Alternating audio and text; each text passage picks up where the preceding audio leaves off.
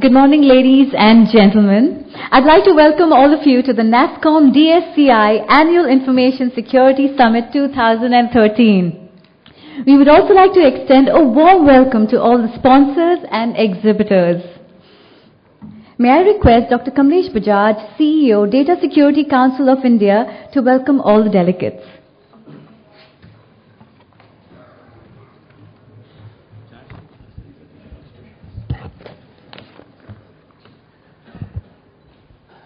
Good morning, friends.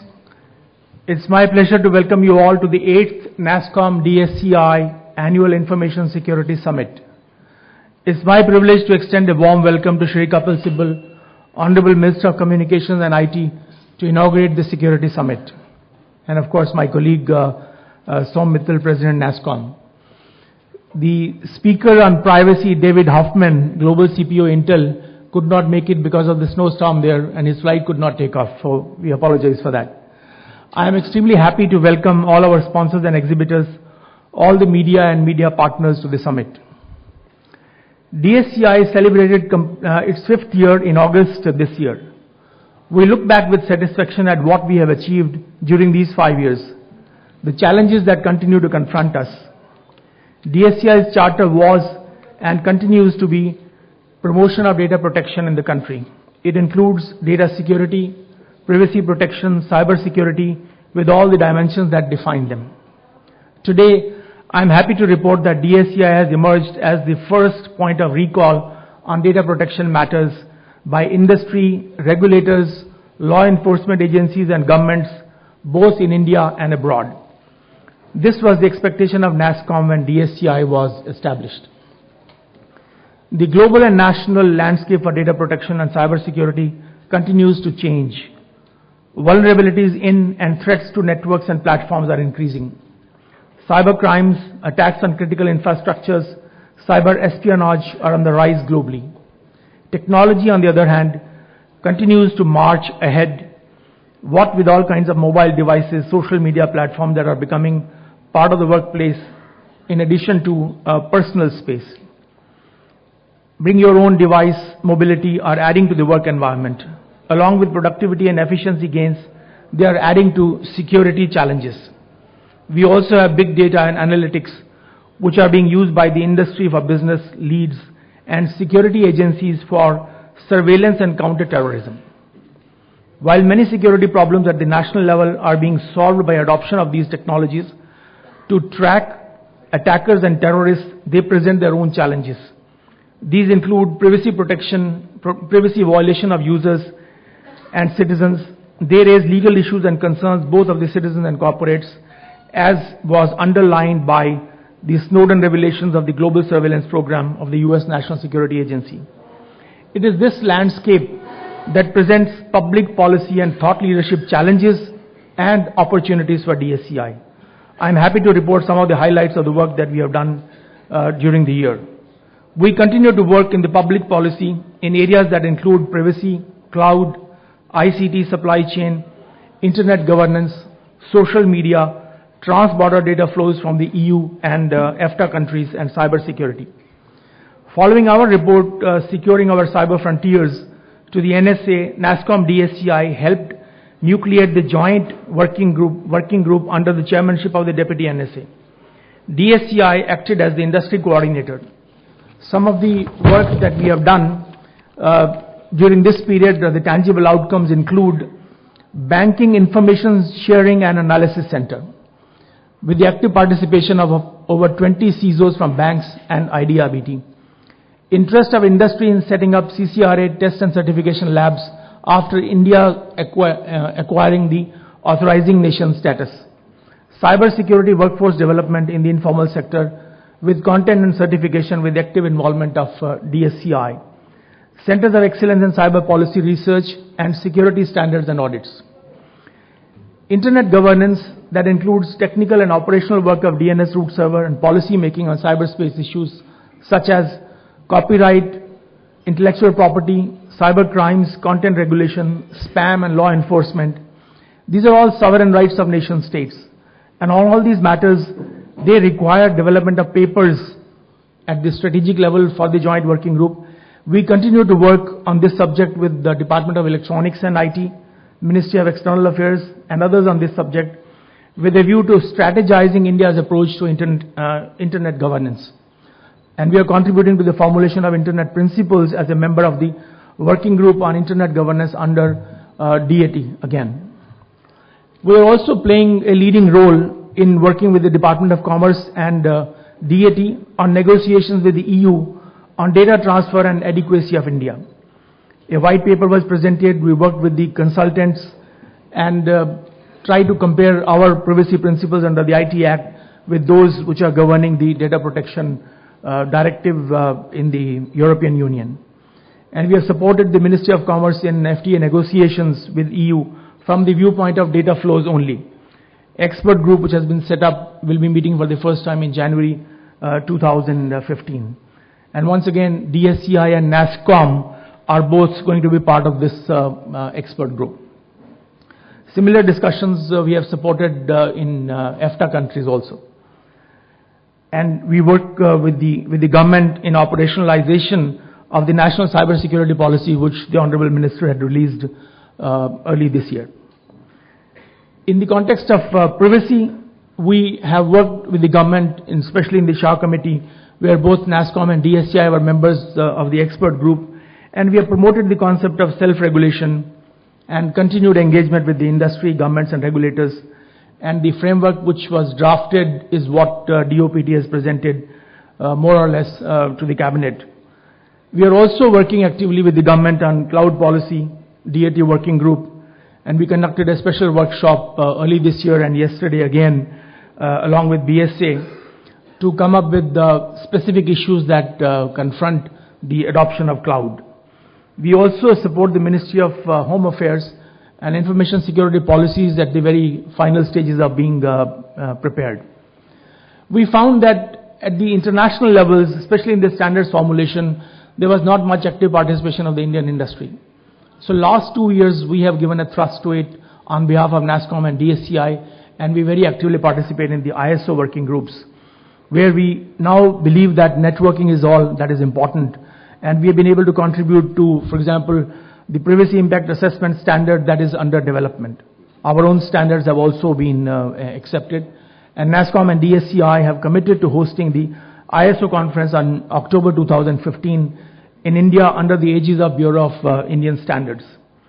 And we expect to work with the Department of Electronics and IT again on the development of protection profiles under CCRA, especially with STQC. In terms of the privacy ecosystem, I'm happy to report that the DSCI privacy framework and the assessment framework developed around it is helping us develop the privacy ecosystem in the country. And we have launched some sort of certification, especially for privacy lead assessors, DCPLA as we call it. These auditors or assessors are authorized to conduct assessment of privacy programs in organizations with a view to privacy certify them. This will be done in partnership with the Big Four consulting firms and 3 European firms.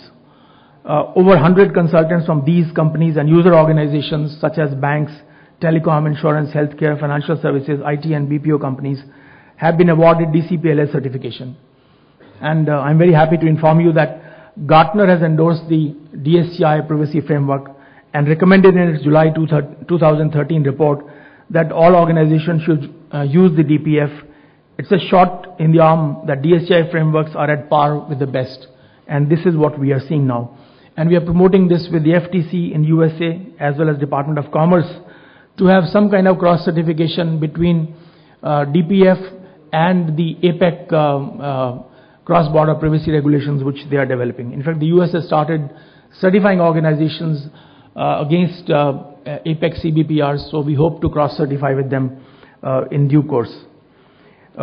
We are going to launch some more certifications. In this context, we have partnered with ISC2 and yesterday signed an MOU under which we'll be doing a cyber forensics program and certification of that in the country.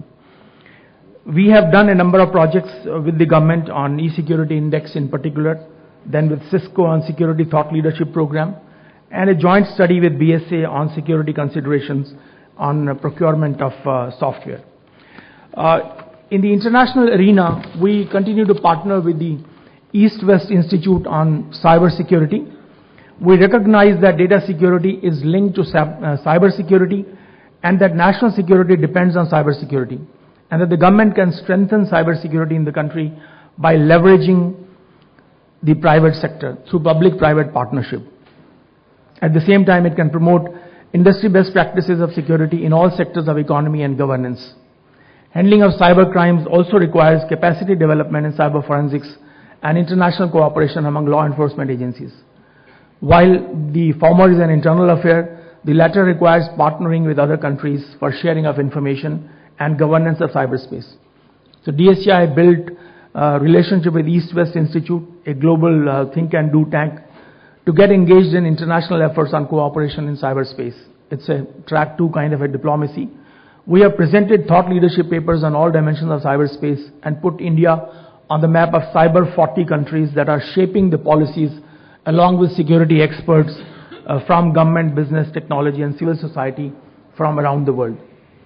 But we understand that you can have any kind of best practices, the breaches are going to be happening. So the police and law enforcement must be ready to handle the breaches to be able to understand the forensics. So as such, NASSCOM started a program which DSCI took over since its inception, and it is a Cyber Labs program in which we train police officers in cybercrime investigation. Again, with the support of Department of Electronics and IT. 4 labs are being supported directly by DAT, and 4 are being operated with the help of the industry. So we continue to reach out to the industry through various conferences, seminars, studies and surveys. And this, as you know, is the flagship conference of DSCI, NASSCOM, and in fact, the conference where India meets for security in the country. So awareness on data protection, cyber security, cyber crimes, and so on.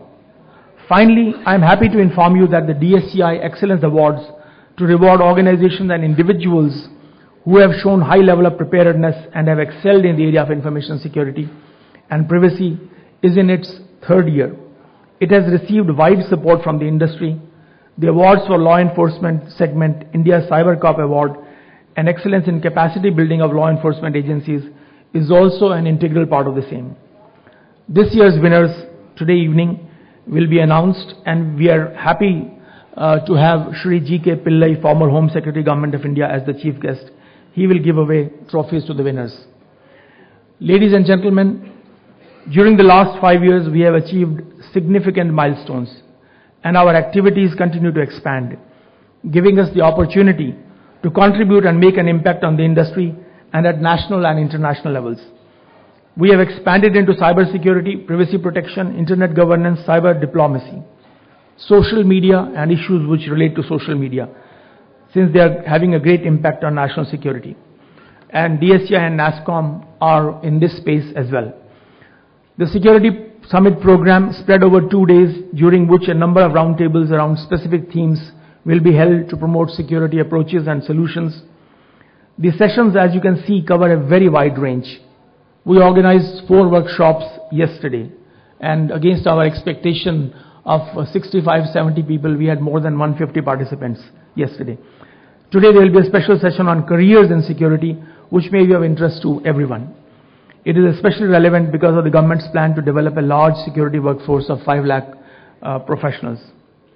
Friends, these are exciting times, and data protection continues to present unforeseen challenges. With focus on growing IT adoption in the domestic sector, our solutions to security challenges will see growth both in the international and national arenas. DSCI, with your support, is ready to meet these challenges. Thank you.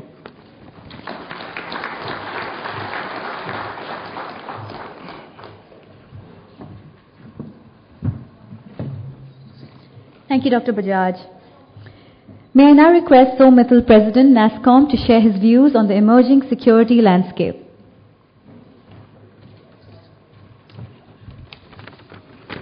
Good morning, everybody. Let me extend my own personal thanks to all of you. Mr. Sibal, thank you very much for being here, sir. We know that Parliament is in session, and you know how important it is for you to be there, but thank you for sparing the time. I think you've always got support. Dr. Gulshan Rai, thank you for being with us today, and you've been, you know, you would recall probably that when we started this, there were a very small presence, and you can see today we have more than 400, and these are all security experts. We probably didn't have as many just 3 years back, and I think this shows the importance that is being given to this area. Just by show of hands, how many of you have traveled outside Delhi to be here today? So that's again an evidence that it is widespread. People have come in because there is so much interest in this topic and the importance it has for this. For us, this is not about a conference. This is about people, security experts meeting. We know the challenges we face. We're probably all the time getting outwitted with people who are actually smarter at times than us. And I think the question that we all keep meeting here to share what's going on, what role we should play, how cybersecurity becomes very important is to be seen. Our industry started something like 25 years back, right, from where it used to hop. So you would recall that we determined whether it was an exporter or not by this tower, which we had 128 kilobyte microwave direct links, and that used to hop, and that used to be the symbol. But I think one thing was very clear, that we were dealing with information and data of our customers across the world, and we had to assure them that when they do work 10,000 miles away, it is secure. So one of the things that we did is we created our own islands of excellence, right, in terms of protecting ourselves, protecting the data of our industry, and I think over time we continue to evolve. But I think today we have reached a stage that those islands, while can contribute, I think the challenges that we face are far, far higher, and I think that's what we need to be today addressing. So today we feel that India is a very critical position. If I look back my own years in the industry, I think we have been, in a lot of ways, followers. We followed what the world did, international practices, certification, because that's what meant, giving comfort. But when we look at today what change is happening, and Dr. Bajaj mentioned a little bit about it, but let me just elaborate. And, we have in Mr. Sibal here, the Minister for IT and Telecom and Law.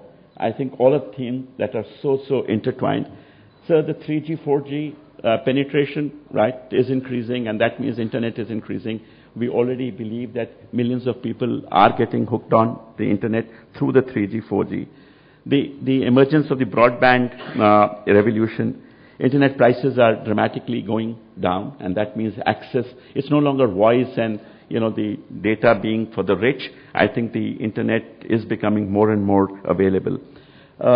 Today we have about 165 million internet subscribers, right? The average time they are on the net may be low, but they are 165 million, and if you look at it, it's the fastest growing in the world today. By 2022, as estimated, this will be 650 million. Sometimes I dread with the number of zeros behind that, right? It's such a large number of people that are going to get connected. Government schemes, NOFN, the National Optical Fiber Network, was going to connect 250,000 villages. And we kind of say that 250,000 out of 600,000. By the way, the other 350,000 are small hamlets which would get serviced. So in a lot of ways, the entire population would have access to broadband.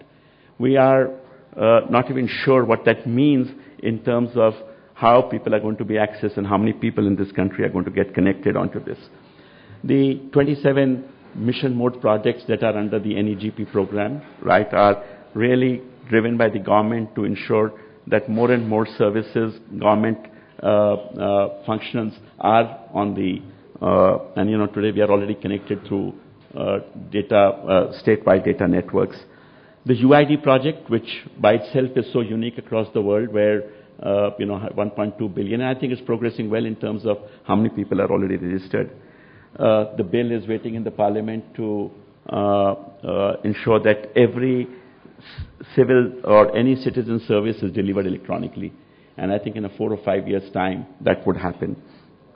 What does all that mean, right? It just means that it is no longer limited to business, right? It is about government's functions. It's about how citizens are going to be there. So I think all of us today will be in the digital world. So we started following the fiber, and we started a program called the National Digital Literacy Mission. And our results in the first 3 or 4 villages where the fiber landed was enormous. We had the first 1,800, every household had one person trained by us to be digitally literate. And I think this was an industry effort along with the government. And amazing, more than 50% of the people who showed up to be saying, I want to be digital literate were women. So we sometimes feel in our own country, digital literacy may precede literacy. And that would mean that people are now going to be finding ways to be digitally connected and leverage the advantages. The Akash tablet would mean that it's no longer only few people who have access because they had a PC, but also a very cheap device that's going to be available. This means that we have to collectively work out. It's no longer about IT security, it's about digital now. And if that digital world would mean that people would use this, and as we do this, we would probably transform this country faster than ever before. Many things that were about reaching education, vocation, healthcare is all going to happen through this means. We do not want anything. India is just at that cusp that would disrupt this. And surely cybersecurity becomes a very, very important part. Dr. Ujjalai, we know how hard you're trying to ensure and protect this country, and I think you have a big job. And I think the recent laws that we passed and the rules that came out, right, I think are very progressive in terms of protecting this. So the question would be, what do we do ahead, right, that we are not just followers and we play our own role. And DSCI got created in 2008. We had some ambitions, and our first, now you look at when we created DSCI, sometimes it looks how naive we were, right? We only had 4 pillars. We said we will educate people, right? We will evangelize this. We will help the government to enact and also enforce.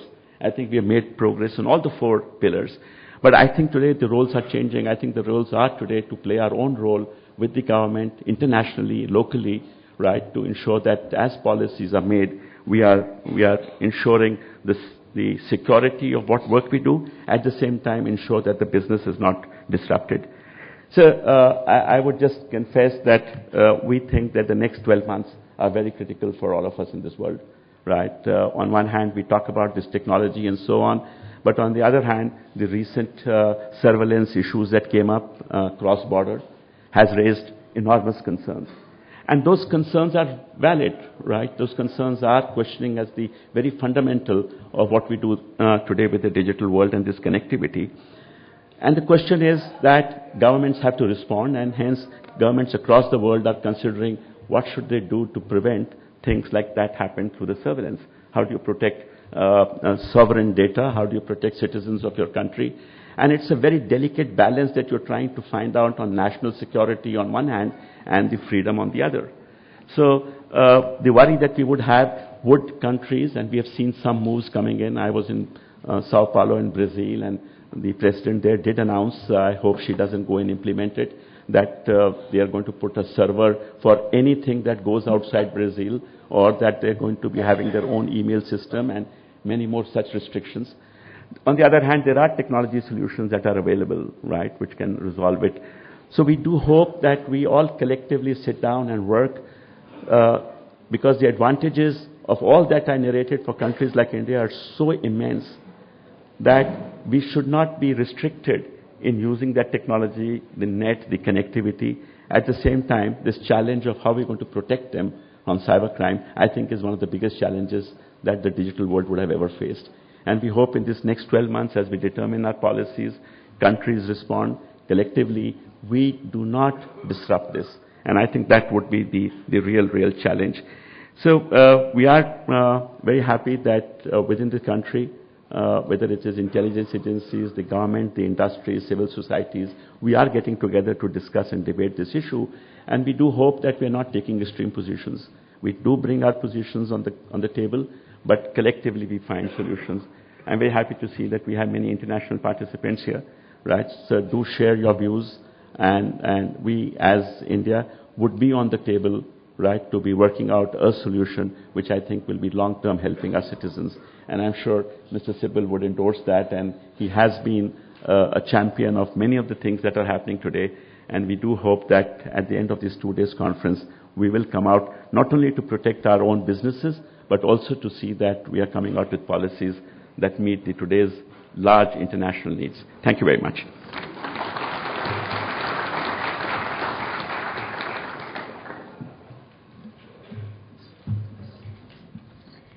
Thank you, Mr. Mittal. We have the honor to have with us Shri Kapil Sibal, Honorable Minister of Communications and IT. Shri Kapil Sibal is the Minister of Communications and Information Technology and Law and Justice, Government of India. He was earlier the Minister for Human Resources Development, Minister of Science and Technology, and Minister of Earth Sciences. He was elected member of Lok Sabha from Chandni Chowk, Delhi twice in 2004 and 2009. Before that, he was member Rajya Sabha from 1998 to 2002. All right, it's wonderful to have him here with us. So we welcome you, sir, and may we request you to address the gathering.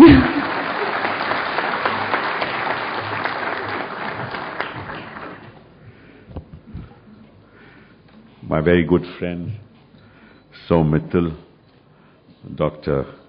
Kamlesh, Bajaj, distinguished delegates, I was delighted to see that lots of you have come from outside of Delhi.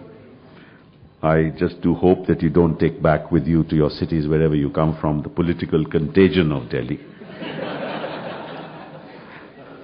That will be very disconcerting, as disconcerting as cyber insecurity. Well, I'm absolutely delighted to be here today on this NASSCOM DSCI Annual Information Security Summit. When I look at the Internet, I consider it to be perhaps the most innovative space where people have the opportunity to create like never before in the history of civilization. And to that extent, it's a very exciting world to be in. And this creativity will lead to a lot of solutions that confront us today, and hopefully will enable us and many nations in the world to leapfrog from the pre-industrial age to the digital age. But lots of nations have not even gone through the Industrial Revolution. So therefore, it presents a great opportunity. And it's a space which is strategically critical for all of us. And therefore, we need this space to be open, to be unified, to ensure that it is not balkanized. We must ensure that this space, in this space, individuals and entities are allowed the freedom to innovate and to create. And I think that in the 21st century, the transformation of the communication system will ride on the Internet. And we're seeing that happening already. So mentioned about the fact that at this point we have about 17-18 million broadband users, 165 million Internet users. They will go up to 175 million by 2017. And then, of course, to 600 million later. And the broadband users are also going to increase exponentially. I recently inaugurated a conference where we released your 3G phones, the price of which is less than 2,000 rupees. And you can imagine once those prices come down to 500, 700, 800 rupees, with economies of scale, you can imagine the kind of impact that would have on ordinary citizens of this country. Because voice telephony is one thing, but it's the data revolution that will bring about the enormous change that we're looking for. So, in that sense, this is strategic infrastructure for us. The Internet, according to me, is strategic infrastructure. And it should be a free-flowing commodity like air, like water, and like space. And we must accept that, embrace it. The question then arises that the principles that apply to this space are principles far removed from the principles that apply to the physical space. We also must accept that. Now, if there's going to be an attack in the context of data security, if there's going to be an attack in the physical world, you get to know where the attack is coming from. You have, in a sense, you can prepare yourselves for the attack. But in the digital world, there is no time for preparation. You don't know who is going to attack. You don't know where it's going to come from. You don't know what's the lethal character of that attack. You don't know what it's going to disrupt. And so in a sense, you're a sitting duck. Now, if you evolve your systems to the digital space, and you do not have principles, global principles, that we all accept, we're going to live in a very dangerous world. And so on the one hand, we need to embrace this freedom that I talked about. On the other hand, we have to be wary of the freedom that I talked about. Now, how do communities strike that balance is the challenge for all of us. The challenge for individuals at an individual level, challenges for entities at an entity level, and challenge for nations and the global community as to how really we move forward in this digital space. Now, if you want to protect yourself, and there's going to be protectionism here as well, if you want to protect yourself, you'll balkanize this space. And if you balkanize this space, you will not get the kind of interoperability that you want. And if you don't get the interoperability that you want, you're actually denying yourself the enormous opportunities that are available because of interoperability. So, the one thing that we must do is to start thinking about a TRIPS kind of global arrangement. Just as we have the WTO and the TRIPS, and we actually ensure that our national laws are consistent with TRIPS, we must have a digital TRIPS agreement, in which we then must make sure that our national laws are consistent with that agreement. Now that means that we must evolve global standards as far as the digital world is concerned. We must ensure that there is equity. I mean, I've always promoted the concept, the internet is a space where you can communicate with each other, but those who communicate are the ones who have the power to communicate. There are lots of people in this world who don't have the power to communicate. So in a sense, the internet, the world of the internet is also an iniquitous world because of the digital divide. So we must move from the internet to the equinet. We must make sure that the space also is equitable. And when you talk about equity on the internet, you not need to talk about the fact that within the global system, also there must be equity. It's not as if a private entity should control the internet from outside of national territories. There must be the kind of representation in ICANN that in fact reflects the diversity of the global community in this context. And therefore there is this talk going on that governments are wanting to interfere in those processes, and the private sector is saying that I don't want any government to interfere. And what we are not seeing is any kind of movement forward in this regard. So what we need, if we want it to be an enterprise which develops principles of equity which we all embrace, then the ICANN has to be a far more representative organization than it is today. And governments, once they realize that yes, they are fully representatives and their concerns are met, because ICANN and the internet is not just concerned with governments. Governments are just one entity, one part of the internet. Government data, government security is a valid concern, but there is greater concerns about business security. After all, the global community runs on business. The GDP, the global GDP runs on business. And governments ultimately are secure and are prosperous because of prosperity within the business community. So the business community, the small and the medium enterprises, the large business, the large industries, large multinationals are great stakeholders in the internet as well. So they need to be represented. Then of course the voice of the voiceless needs to be represented, because he or she also needs to be heard. So they are also equal stakeholders. Civil society is a very important stakeholder. So there are lots of stakeholders within the internet which which need to be represented within the global community to ensure that we move from the Internet to the Equinet, then only we'll be able to develop the kind of principles that we need in order to secure ourselves in every possible way. Fact of the matter is that as I talk, there is global espionage taking place. Not just global espionage, there are new kinds of weapons being developed within the Internet which seek to target governments, that seek to target businesses, and we need to be wary of that fact. And they are far ahead of us. I mean, just as you have come here, and most of you are very well versed in cyber security, there are guys out there who are far better versed than you, and who are far ahead of you.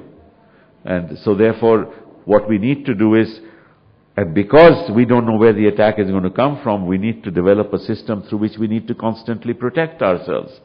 And this constant protection can only happen if we develop expertise, human resource in the area of cyber security, and we develop systems that we need, that we ensure protection.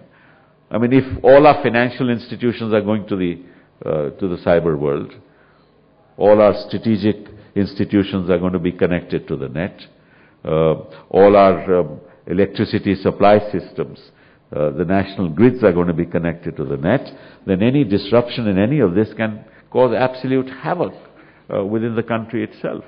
So either we ensure that we balkanize those systems and say, okay, these are going to be interoperable within ourselves and nobody else will be able to enter, and we might show nobody else, but that's not the way forward.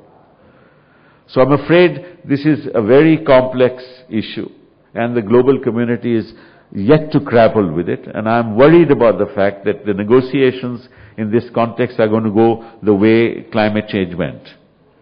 Because everybody is interested to protect his or her own space, and countries are not willing to give up anything, and therefore there is no global agreement, and that is why one of our speakers couldn't come to India. Because there's nobody willing to come to terms with the fact that we are going through enormous climate change and we need to get together and deal with it. So, unless we consolidate this space, we optimize this space, unless we agree on certain principles, we integrate between ourselves within the global community, this is going to be a great challenge. And these global espionage, cyber attacks are going to increase, and cyber crimes are going to increase. I also believe that I'm given to understand that there is now a lot of cyber weapons that are moving around, and some of them are also available on the black market. And that's also a very dangerous situation. As far as we are concerned, the other thing, of course, is that no nation can fight cybersecurity on its own. The dangers of cybersecurity on its own. No nation can do it individually. So we need global cooperation. And unless we have that global cooperation, we'll not be able to. So what that global cooperation means is exchange of information, exchange of data, exchange of possibilities of attack. And we've set up, of course, a CERT in India. There are lots of CERTs that are being set up, emergency response systems that are being set up around the world. But there is yet, I don't see the kind of cooperation that we need between CERTs throughout the world. And unless we do that, we're not going to be able to tell each other, look, there's a cyber attack that's coming your way, we get indications of it here, why don't you do something about it? And that kind of confidence we've not built between nations as yet. And unless we do that, I don't think we'll be able to deal with these issues in isolation. We have, of course, a comprehensive cybersecurity strategy. We have a cybersecurity policy, and that's something that we have announced. And this is a multi-layered initiative as far as we are concerned. We have a monitoring system. We have under the Deputy NSA, we are overseeing whatever is happening within this world. We have a National Cybersecurity Coordination Center. All that is happening. But that's all at the policy level. The fact of the matter is that we don't have a quality human resource to deal with all this.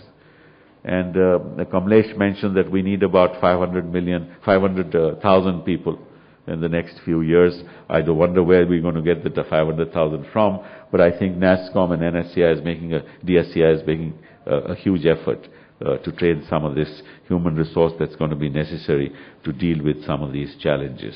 One of the things that seems to be worrying the outside world is that now India has now become an authorizing member nation of the Common Criteria Recognition Arrangement, which means that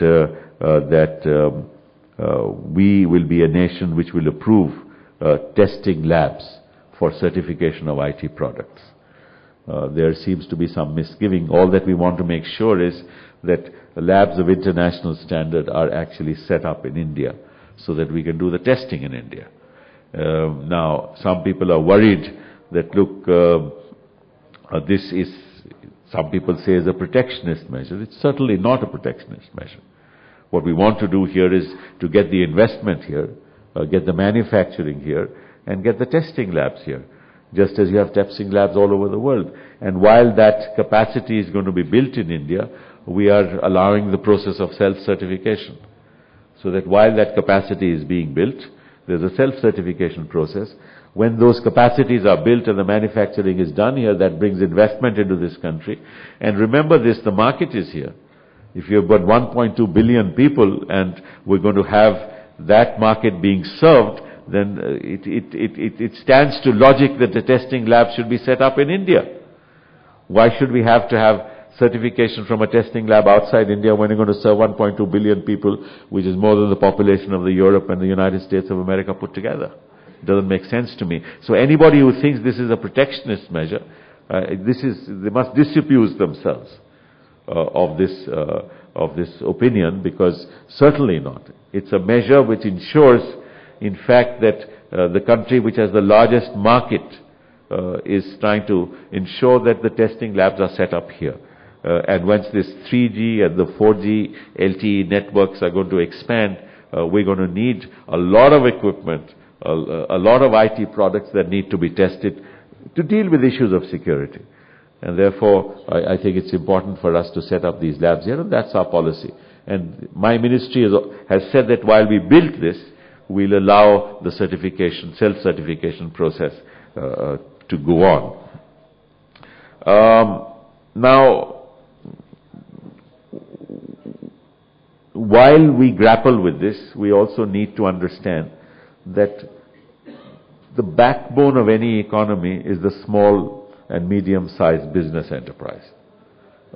This is true if you look at the history of Japan and the history of Taiwan, even today. Even today, the kind of innovation that is coming out of the medium and small enterprises in the United States, they are really creating the new IT products in the world. It's not the multinationals. So the backbone of any economy is the small and medium-scale business enterprise.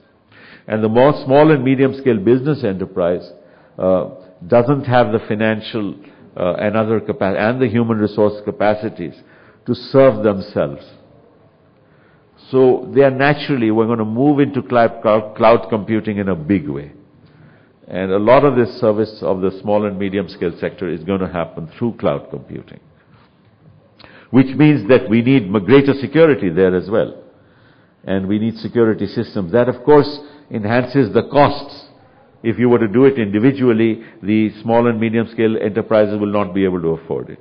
If you do it through cloud computing, it saves costs, but you need to actually set up security systems within cloud computing to ensure that there are no attacks to disrupt. And I think, again, there's a lot of opportunity in India for those security systems to be established in the context of cloud computing. We have a national cloud computing policy, which is going to be announced very soon. And through that process, I think great opportunities for investments are going to take place. And with those investments will come systems for cyber security, which have to be installed within the cloud computing enterprises that are going to be set up. So there's a great possibility of investment here. The other issue that I want to raise before I close is the issue of the legal framework. What's the kind of legal framework that the global community needs? And I think we need, first of all, we need instant justice. It's something that I'm otherwise afraid of in the physical world. We get it all the time. But in the cyber world, we need it. Because you cannot prevent an attack. It's very difficult because there's no premonition that you will have for an attack, and you'll not know where it comes from. But once an attack takes place, we need remedial action immediately. Now the global processes are slow, so slow, that for remedial action to take place, it'll take months. So we need a system of cyber justice that must be put in place to ensure that there is instant remedy, in situ remedy there and then. Now, how that evolves is something that we need to discuss. I mean, we can't afford judges to meet and decide through pleadings as to what should be done. We need somebody out there to say, okay, in the event this happens, this is the action that will take place, and there must be rules of accountability. You see, we cannot function in the internet anymore under the cloak of secrecy. I think we must now realize that. It's very important for secrecy to be maintained as far as individual data is concerned. It's very important for secrecy to be maintained as far as privacy is concerned. But when you move outside the domain of privacy and you come into the cyber world where cyber crimes are going to take place every minute, then the issues of privacy must be put aside. And we need to evolve methodologies to deal with it. Now, the internet world today doesn't allow us to find out where the attack came from and who attacked us. Nor does the internet world allow us disclosure of individual identities or entities who have attacked and who are responsible for cybercrime. We need to develop global rules for that. And we need a global accord for that. And we then need a system of cyber justices to be put in place to ensure that there is instant gratification as far as that is concerned, and accountability at all levels. Now, attacks, what is happening today is that we know for a fact that nations have organized themselves to indulge in cybercrime. We know for a fact that they work sometimes through individuals far removed from them. We know for a fact that actually they work from spaces which may not be even sited in their own country. And part of the attack may come from somewhere, part of it may come from somewhere else. So, in that situation, how do you evolve rules to be able to deal with those issues? And if we don't do that, we'll have the kind of... See, freedom and lawlessness are two sides of the same coin. Freedom results in lawlessness if freedom is not exercised with a sense of responsibility. And then it becomes the enemy of freedom. So freedom becomes its own enemy in the absence of accountability. And that's a very dangerous proposition. We can't let that happen. How do you then ensure that this world, which is so energetic, this world which is so innovative, this world in which the voices of the voiceless are being heard, that it doesn't become a world where ultimately it'll self-destruct itself. And that's really the big challenge. Every technology has huge potential for positivity, but every technology has the seeds of negativity within itself. And it is for us to decide how to take the world forward and ensure that we don't destroy ourselves. We are now in a new century, a new age, with a new vision and new opportunities. We should seize them embrace them, make sure that they work for us and for the 6 billion people of this world. Otherwise, we would have lost an opportunity. And if we lose that opportunity, I think the world will be a worse place than it is today. I hope that in the next 2 days, you think of some of these issues and ensure that your collective wisdom takes this agenda forward in the positive spirit in which I am here before you today. Thank you very much.